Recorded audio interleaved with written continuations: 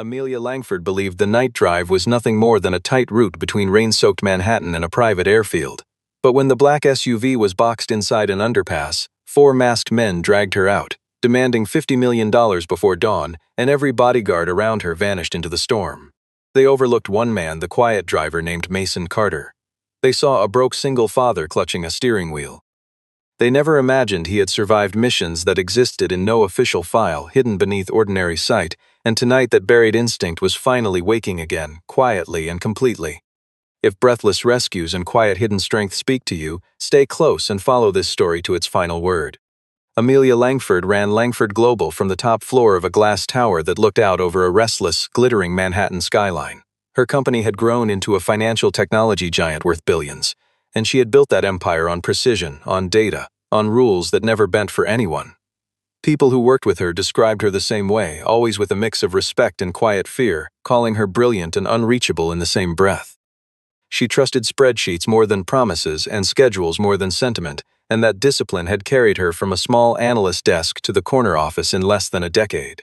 That evening, a storm rolled in low over the city, turning the streets into rivers of reflected light. Amelia stepped out of a closed-door negotiation earlier than planned, her heels striking the marble floor with the same clipped rhythm as her voice. She was due at a private airfield before midnight, on her way to Washington to finalize the acquisition of a cybersecurity firm that would close a vulnerability her competitors had been circling for months. Every minute of the drive had already been mapped, timed, and approved, because in her world nothing was left to chance, and chance was the one thing she could not stand to owe anything to. Waiting by the car that night was a man she had never seen before, tall and unhurried, dressed in a plain dark coat that did nothing to draw attention. His name was Mason Carter, brought in as a temporary driver after her usual man called in sick. He held the door without a word, adjusted the mirror with the same care a surgeon might give an instrument, and said nothing else unless spoken to first. Amelia barely registered him beyond a glance, filing him away as another replaceable face in a long line of staff who existed to keep her machine running smoothly. Mason was quiet in a way that unsettled people who were used to noise. He did not fill silence with small talk, did not glance at his phone, did not seem eager to impress anyone in the car behind him. Beneath that stillness was a life Amelia knew nothing about, one shaped by years in uniform doing work that never appeared in any personnel file anyone could search. He had left that world behind to raise a daughter alone, and every choice he made now was built around getting home to her, not around proving himself to strangers in expensive suits. He was not thinking about the storm outside or the woman in the back seat when he checked his phone once at a red light, only about a morning appointment his daughter had, one he had promised not to miss for anything short of an emergency. That single, ordinary worry sat quietly behind his calm exterior, a reminder of exactly why he took jobs like this one instead of something with more risk and less flexibility. He put the phone away and returned his full attention to the road, the mirrors, and the rhythm of the city moving around them. The first thread of tension appeared before they had gone 2 blocks. Connor Blake, the head of Amelia's private security detail, leaned into the driver's window with the practiced arrogance of a man who had never once doubted his own authority. He told Mason flatly that his only job was to drive, nothing more, and that whatever instincts he thought he had were not welcome on this route tonight. Mason nodded once, said nothing in return, and eased the car forward into the rain, filing the warning away the same way he filed everything else, quietly and without letting it show on his face. The convoy pulled out of the Langford building in a tight formation, headlights smearing across wet asphalt as the storm thickened overhead. According to the schedule locked in 3 separate systems, they were supposed to take the main route straight to the airfield, a path that had been used a dozen times before without incident.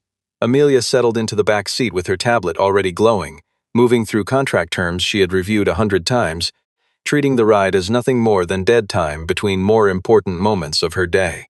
Mason noticed the first inconsistency within minutes, the kind of detail most people would never catch because they were not trained to look for it.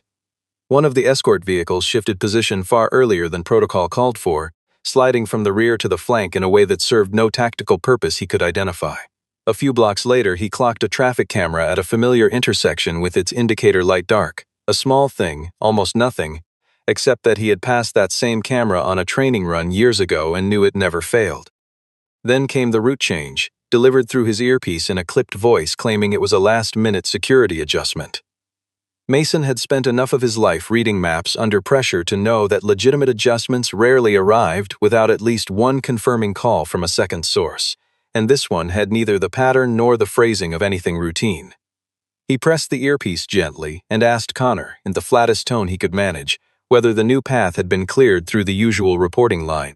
Connor's answer came back sharp and dismissive, telling him the order came from inside and that a driver 2 hours into the job had no business questioning internal decisions.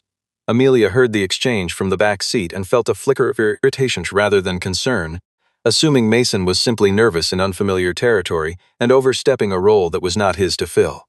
She almost said something about it, a reminder that questioning her security team was not part of his job description, but she let it go and returned her attention to the glowing screen in her hands. Mason kept his eyes moving between the road, the mirrors, and the rain streaking sideways across the windshield, saying nothing more out loud. He noticed the black sedan holding station behind them at a distance that never varied, neither closing nor falling back no matter how the traffic around it shifted. That kind of discipline did not belong to an ordinary driver caught in weather like this, and every part of him that had once studied convoys for a living recognized it immediately for what it was.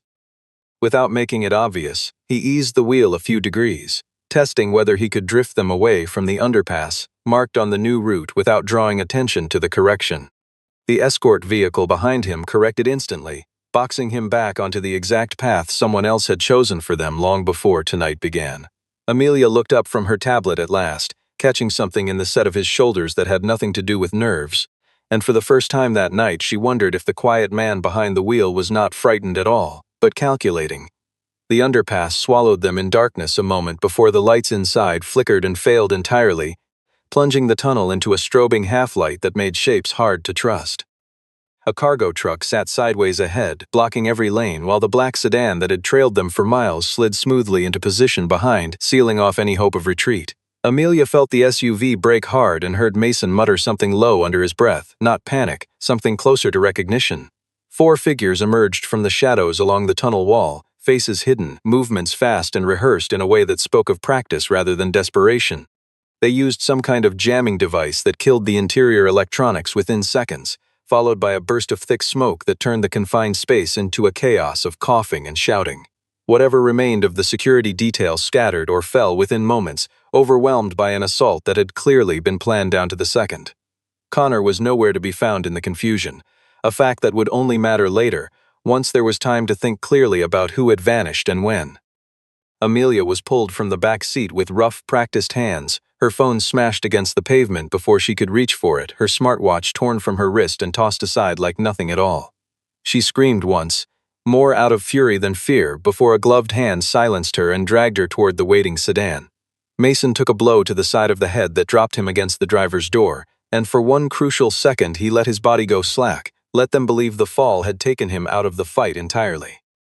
It was a choice, not an accident, the kind of decision only someone who had been in real danger before could make in the space between one heartbeat and the next, trading the appearance of weakness for a few seconds of unwatched observation. The man clearly running the operation stepped into what little light remained, calm in a way that suggested he had done this before and expected to do it again. He called himself Hunter Vale to the others without any apparent concern for who might be listening, announcing that Amelia Langford was worth $50 million and that her company had until sunrise to prove it.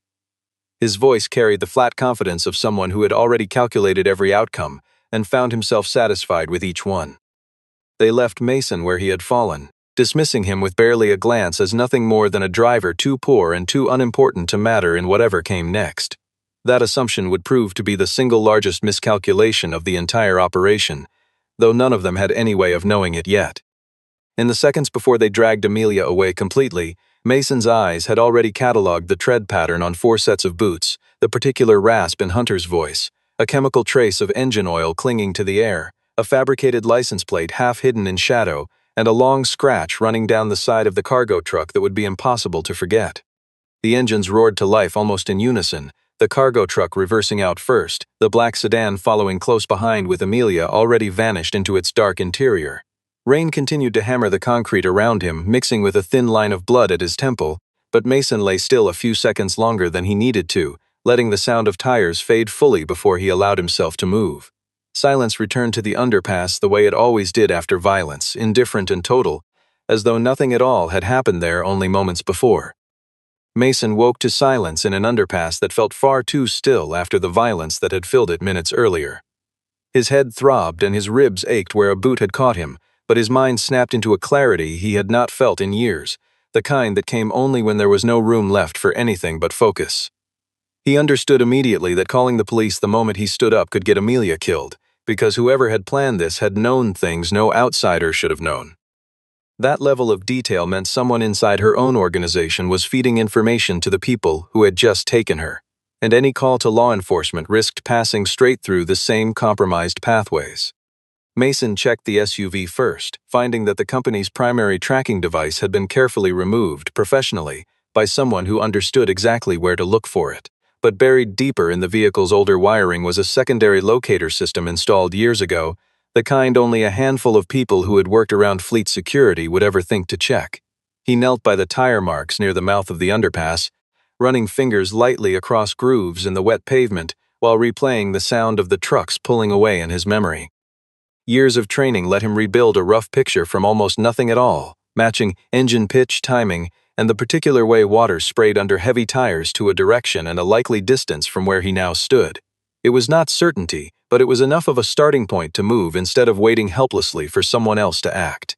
He called a man he trusted completely, an old friend named Gabriel Stone who now worked with a private recovery team, specializing in situations too delicate for standard procedures. Mason kept the call short and coded, a handful of phrases that would mean nothing to anyone listening in but told Gabriel everything he needed to know about the seriousness of what had just happened. Gabriel did not ask unnecessary questions, understanding immediately from the tone alone that this was not a drill and not an exaggeration. Before moving, Mason sent one short message to the woman who watched his daughter on nights like this, telling her only that something urgent had come up and that he would be home as soon as he possibly could. He kept the message plain and calm, the way he always did, refusing to let worry bleed into words that someone else would have to carry until he returned. There was no scene, no detail, nothing beyond the simple fact that he had somewhere else he needed to be first. With that single obligation quietly acknowledged and set aside, Mason allowed the rest of the world to fall away entirely, leaving only the mission in front of him. He checked his own body for the damage that mattered, decided none of it would slow him down enough to matter, and started walking toward the direction the tire marks and the fading engine noise had pointed him. Somewhere out there in the storm, a woman who had barely looked at him twice was running out of time, and he intended to be the reason she did not run out of it completely. Amelia came back to full awareness inside a cold, cavernous warehouse near the docks, the air thick with rust and old salt water. Her wrists were bound in front of her rather than behind, a small mercy she suspected was less about kindness and more about keeping her hands visible and controllable. Despite the fear pressing against her chest, something colder and more familiar rose alongside it, the same steady defiance that had carried her through every hostile boardroom she had ever walked into. Hunter Vale approached with a phone already in hand, instructing her flatly to call the board of Langford Global and demand $50 million be moved into an untraceable digital wallet before the sun came up. Amelia kept her voice level as she explained that a transfer of that size required multiple layers of authorization that could not simply be bypassed on command, buying herself precious minutes with a truth that happened to work in her favor. Hunter's jaw tightened, but he allowed the delay, apparently confident that time was still firmly on his side. As the call ended, Amelia's mind raced past the ransom itself toward a more unsettling realization, the sheer volume of information these men seemed to possess about her private schedule, her personal security codes, and specific weaknesses buried deep inside her company's infrastructure. None of that knowledge should have existed outside a small circle of trusted executives, which meant someone she worked with every single day had almost certainly sold her out for a price she could not yet guess. Hunter confirmed her fear a moment later, revealing with unsettling calm that money was only part of what he wanted. He described a data drive connected to her upcoming acquisition, one that apparently contained information capable of exposing far more than a simple business deal gone wrong. Amelia felt something colder than the warehouse air settle over her, understanding now that this was never only about extracting a ransom from a frightened executive. If that data fell into the wrong hands, the damage would not stop with her personally. It would ripple outward into the lives of thousands of employees who depended on Langford Global for their paychecks and their futures.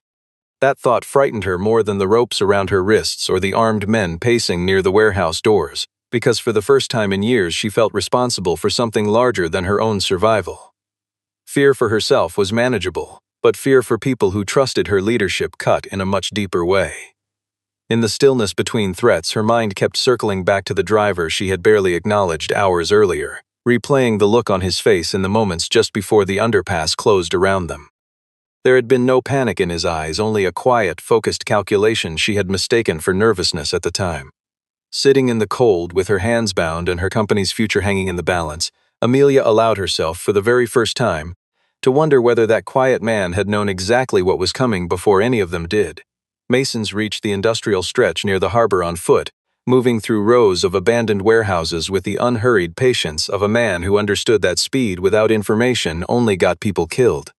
He did not rush toward the first building that looked promising, choosing instead to circle the perimeter from a distance, cataloging exit points, blind spots, the number of visible guards, and any vehicle positioned for a fast retreat. Gabriel worked the problem from his end at the same time, tracing the faint signal from the SUV's old secondary locator against nearby traffic cameras that had somehow escaped whatever sabotage had blinded the main route earlier that night.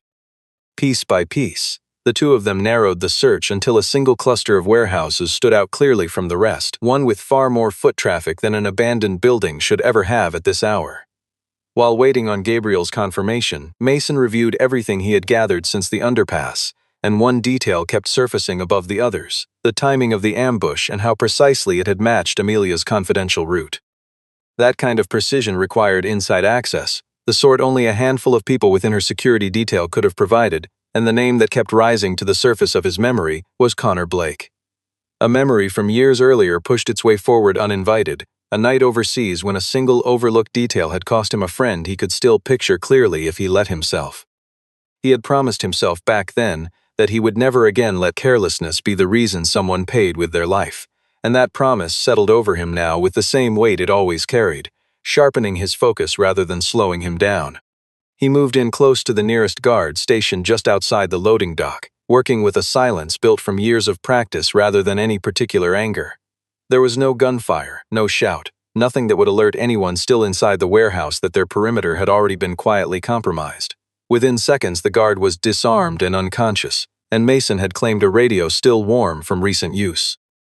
Through the radio's static, Hunter's voice came through clearly enough to make Mason's blood run cold, discussing plans to move Amelia to a second location if the promised money failed to arrive within 40 minutes. That deadline changed everything about how carefully Mason could afford to move, narrowing his margin for error to almost nothing while still demanding the same discipline that had kept him alive through far worse odds before tonight. He crouched low against the loading dock wall, letting the rain mask the sound of his breathing while he mapped the building in his mind, counting doors, counting shadows, counting the seconds he had left before that deadline arrived. Gabriel's voice crackled back through a small earpiece Mason had salvaged from the guard, confirming the layout matched satellite imagery pulled just minutes earlier: 2 entrances, 1 loading bay, and a service corridor running along the eastern wall that likely connected straight to wherever they were holding her. Inside the warehouse, one of Hunter's men burst in with news that rattled the calm the operation had maintained until then, reporting that the driver they had left for dead outside the underpass was very much alive and somewhere close by. Hunter's expression shifted only slightly, but the shift was enough for Amelia to notice from where she sat, a small crack in the confidence he had worn like armor since the moment they took her. Connor's face appeared moments later on a phone screen, held up by one of the guards, his tone dripping with the same practiced authority he used in every meeting Amelia had ever sat through with him. He confirmed without hesitation that he was the one feeding them information, explaining coldly that he had done it because Amelia was closing in on discovering he had been quietly siphoning money from the security budget for years. Connor laughed when he learned the driver was still causing trouble, insisting that a single father chauffeur with no resources and no backup stood no realistic chance against a team of paid professionals. His confidence was almost convincing, right up until one of Hunter's men, running a routine background check out of habit, returned holding a tablet with a strange, unsettled look on his face. The file that came back was heavily redacted, but even the fragments that remained visible were enough to make clear that Mason Carter had once belonged to a specialized unit trained specifically for hostage recovery in dense urban environments. Hunter's easy dismissal from earlier drained out of him almost instantly, replaced by the particular kind of alertness that comes only from realizing a threat has been badly, dangerously underestimated. The mood inside the warehouse shifted from confident control to something closer to controlled fear, Guards who had been relaxed moments earlier now checking corners and doorways they had ignored all night. Amelia watched the change ripple through the room and felt something unexpected rise in her chest alongside her own fear, a quiet, sharpening hope that the man she had dismissed as unremarkable might be the only person left capable of getting her out alive. She thought back once more to the ride before everything fell apart, to the calm way he had questioned the route, to the stillness in his eyes that had nothing to do with fear and everything to do with awareness. For the first time since she had been dragged from the SUV, Amelia allowed herself to believe that rescue was not just possible, but already moving steadily toward her through the dark. Hunter barked orders at his remaining men, doubling the watch on every entrance and pulling 2 guards away from the interior to reinforce the perimeter he had suddenly stopped trusting. The warehouse, which had felt like a fortress an hour earlier, now seemed thin and porous, its shadows suddenly full of possibility rather than safety, and even the steady drip of rainwater through a cracked skylight seemed louder than it had before. Mason found the warehouse's auxiliary power line running along the outer wall and cut it cleanly, plunging half the building into darkness and killing the makeshift camera setup Hunter's men had been relying on to watch the perimeter. Confusion rippled through the guards almost immediately, voices rising in the dark as they tried to figure out whether the failure was mechanical or something far worse than a simple malfunction. He created a burst of noise near the east entrance next, dragging a loose metal panel hard enough to send a clanging echo through the cavernous space, pulling 2 guards away from their posts to investigate a threat that did not actually exist. That gave him a narrow, precious window to slip through a maintenance corridor running along the building's edge, a route he had already memorized from his earlier pass around the perimeter. Moving through the darkness, Mason used every shadow and support beam as cover, closing the distance between himself and the guards one at a time without ever allowing the fight to become loud enough to alert the rest of the building. Each man went down quietly, disarmed before he had time to fully understand what was happening, the whole sequence unfolding with the same controlled rhythm Mason had once relied on to keep an entire team alive overseas. Amelia was not simply waiting for rescue during any of this. She had spent the tense minutes since Connor's call working a small sliver of loose metal free from the frame of her chair, using slowly and carefully to saw at the ropes binding her wrists, without drawing attention from the guards still stationed near her. Her hands were raw by the time the last strand gave way, but she kept them loosely together, hidden, waiting for the right moment to reveal that she was already free. Hunter realized far too late that his numbers had thinned dramatically, and by the time he understood Mason was already inside the building, there was no time left to reorganize a proper defense. He grabbed Amelia by the arm and pulled her in front of him as a shield, his voice cracking slightly under pressure that had not existed in his tone even an hour earlier. Mason stepped into the weak, flickering light near the center of the warehouse, unarmed in any obvious sense, his posture calm rather than aggressive as he asked Hunter plainly to let her go. Hunter warned that he would shoot if Mason took even one more step forward, his finger visibly trembling against the trigger guard in a way that told its own story to anyone trained to read it. Rather than escalating, Mason used the moment to speak directly and specifically about the injury on Hunter's forearm, describing exactly how a wound like that would make his grip unsteady under stress, a detail meant to needle at the fear already cracking through his composure. The words landed exactly as intended, forcing Hunter to hesitate and glance briefly down at his own arm. Amelia used that half-second precisely, twisting her body sideways and down and away from the line of the weapon in one smooth motion practiced only in her mind moments before it happened for real. Mason closed the remaining distance instantly, controlling Hunter's arm and disarming him within seconds, choosing restraint over force even as adrenaline screamed for something more permanent. He did not kill Hunter, even with every justification available to him in that moment, because a dead man could not testify against the people standing behind this operation. Instead, he pinned him firmly to the cold concrete floor, breathing hard but steady, aware that the harder fight, the one involving boardrooms and betrayal, had not even started yet. Just as the immediate danger seemed to fade, Mason noticed something small and metallic stitched into the lining of Amelia's jacket, a tracking device far more sophisticated than anything the men who had grabbed her would have thought to use on their own. Someone with deeper access and more patience than Hunter Vale had been monitoring her location the entire time, which meant this had never truly been over the moment Hunter hit the floor. Connor, watching from a safe distance through the same phone line he had used earlier to gloat, refused to accept that his plan had collapsed so quickly. He activated a second, quieter operation designed to run in parallel with the kidnapping all along, using the chaos of the ransom crisis as perfect cover to drain sensitive files from Langford Global's servers before anyone thought to check. Amelia understood the full shape of it only once Mason explained what he had found stitched into her clothing, and the realization landed hard and cold in her chest. The kidnapping itself, terrifying as it had been, was never the true objective, only smoke thick enough to hide a much larger theft aimed squarely at the heart of everything she had built. Mason moved quickly once the first police vehicles arrived at the edge of the industrial lot, guiding Amelia out through a narrow side exit rather than directly into the hands of officers he had no way yet of trusting completely. Given how thoroughly compromised the night had already proven to be, he could not rule out the possibility that some responding officers had received altered or incomplete information from Connor's side of the operation. Amelia felt the pull of two very different instincts fighting for control as sirens grew louder outside, one urging her toward the visible authority of flashing lights and official uniforms, the other whispering that safety tonight had come from somewhere far less official than any badge. She had to decide, quickly and without the luxury of overthinking it, whether to trust the systems she had always relied on, or the man who had already proven himself when those systems failed her completely. In the end, the choice was not difficult at all. She looked at Mason standing quietly beside her, breathing hard but steady, asking for nothing and expecting no reward, and she chose him without hesitation, following him back into the dark, toward whatever came next. They moved along the edge of the harbor road, staying low against a chain-link fence until the flashing lights behind them shrank to a dull glow against the clouds. Amelia's hands still trembled faintly from everything that had happened, but her mind was already working again, sharp and clear, turning over every fragment Mason had shared until a single name settled coldly at the center of it, waiting to be confronted. Mason and Amelia made their way back to the Langford building before sunrise, moving quietly through service entrances that avoided the growing crowd of press and police gathering at the main doors. Inside, an emergency session of the executive team was already underway, the room heavy with the particular kind of panic that only surfaces when a company's most visible leader appears to have vanished without explanation.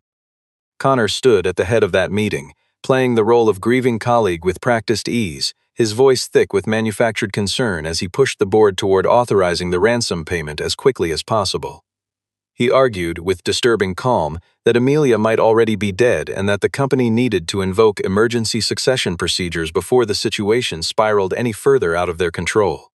The room fell into stunned, absolute silence the moment Amelia appeared in the doorway, alive, disheveled, but unmistakably in command of herself, despite everything that had happened to her that night. Several executives rose halfway from their seats without seeming to realize they had moved at all, caught somewhere between relief and confusion at the sight in front of them. Connor recovered his composure faster than anyone else in the room, immediately shifting the conversation to accuse Mason of reckless behavior, claiming that failing to alert the authorities the instant the attack occurred made him complicit in whatever had unfolded afterward. It was a desperate attempt to seize control of the narrative before anyone had time to ask harder questions about how the attackers had known so much in the first place.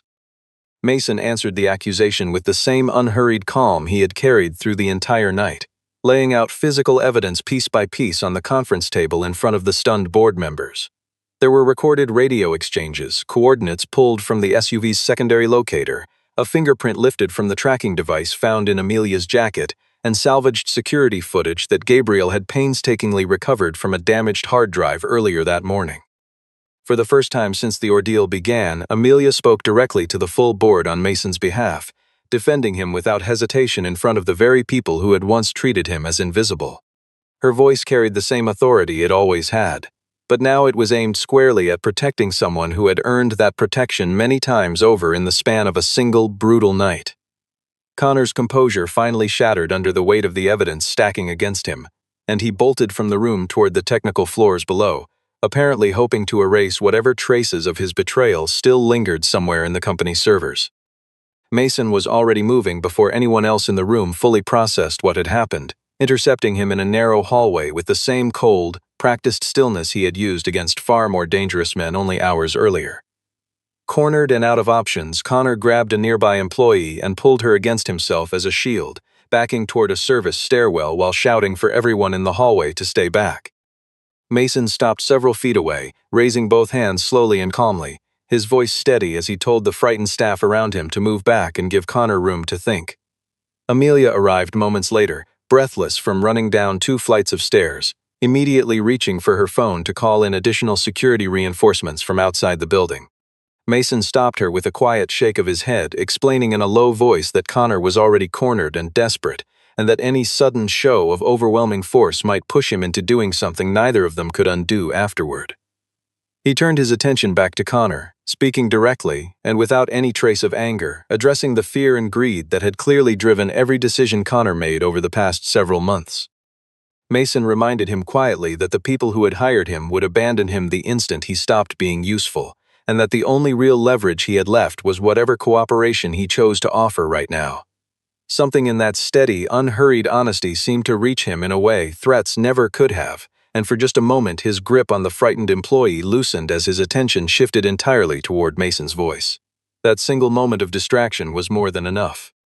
Mason closed the distance in an instant, freeing the hostage safely and twisting Connor's arm firmly behind his back before he could recover his composure. Federal agents flooded the building within minutes, moving with the practiced coordination of a raid that had clearly been planned well in advance of this exact moment. Connor was taken into custody first, followed shortly after by Hunter Vale and the remaining members of his crew, all of them caught in the same tightening net that Mason and Gabriel had quietly built together throughout the night.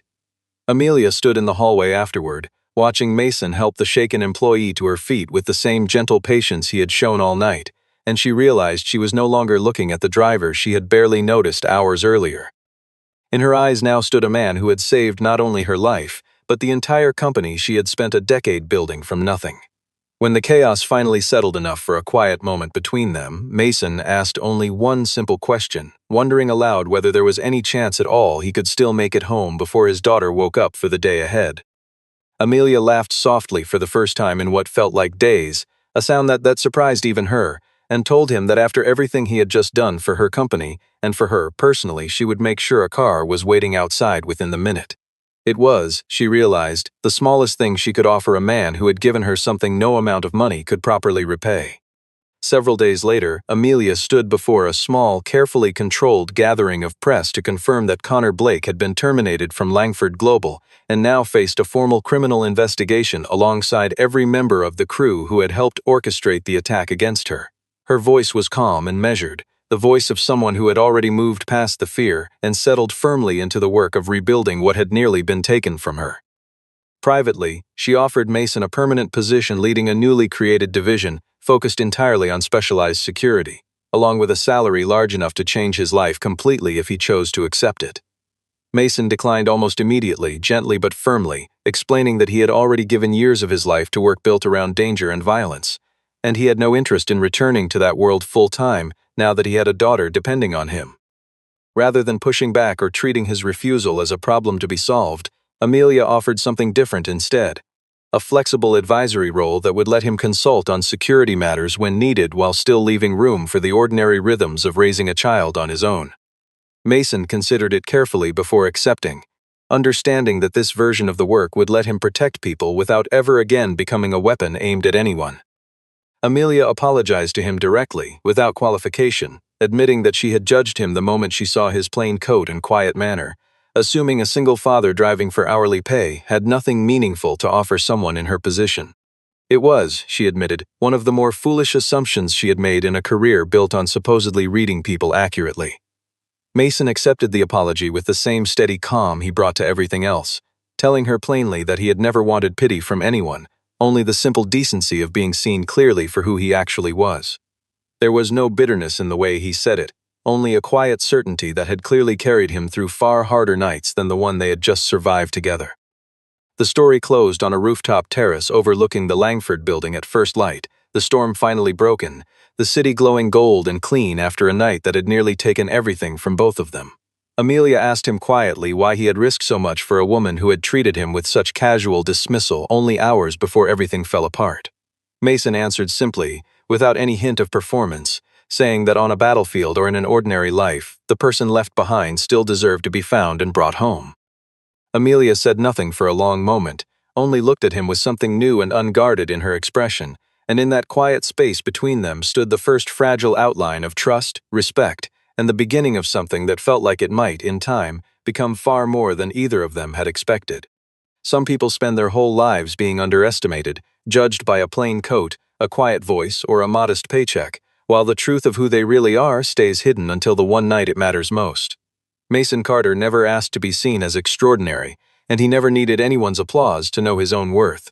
He simply did what he had always done, showing up fully for the people who needed him, whether that meant a daughter waiting at home or a stranger trapped in the dark. If this story stirred something in you, carry a piece of it forward with you into the days ahead. And remember that the quietest person standing in the room might just turn out to be the strongest one there.